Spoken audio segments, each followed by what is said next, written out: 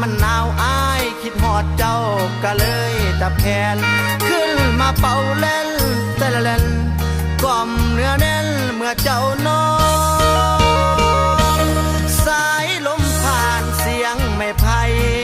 สีกันแนมบึงเดินดาวพระจันทร์สักสองหลังเงินงามงอนเดือนเกียงเดือนนี้สายลมพัดปีวีวอนอายมาเป่าแขนอ่อนกอมบางอ่อนอยู่ปลายสายเงินอายเงินน้องห่างกันบ่ไกลบ่ไกลว่าจะไปแอวซ้ำไว้แต่เกียงใจน้องขาดอากาศมันหนาวบ่อยากให้เจ้านั่งทรมานนอนเสียถือจอมควันเสียงแขนอายนั้นจะกล่อมเจ้านอนหากว่าน้องเจ้านอนหลับฝันดีขอโพยภัยอย่ามีจงหลีกหนีจากจรนอนหลับสบายเถิดนะแม่สายสมอนฝันเห็นอายแน่นาบังอ่อนผู้เป่าแขนอ่อนอยู่ปลายสาย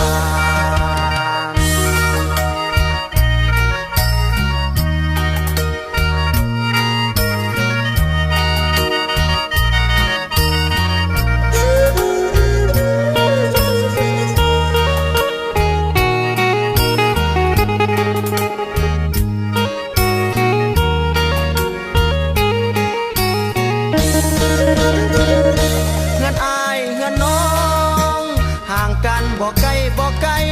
ว่าจะไปแอวซ้ำไว้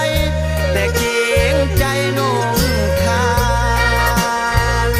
อากาศมันหนาวบ่อยากให้เจ้านั่งทรมานนอนเสียถือจอมควันเสียงแขนอายนั้นจะกล่อมเจ้านอนหากว่าน้องเจ้านอนหลับฝันดีขอโพยภัยอย่ามีจงหลีกหนีจากจรนอนหลับสบายเถิดนะแม่สายสมอนฝันเห็นอายแน่นาบังอ่อนผู้เป่าแขนอ่อนอยู่ปลายสานฝันเห็นอายแน่นาบัง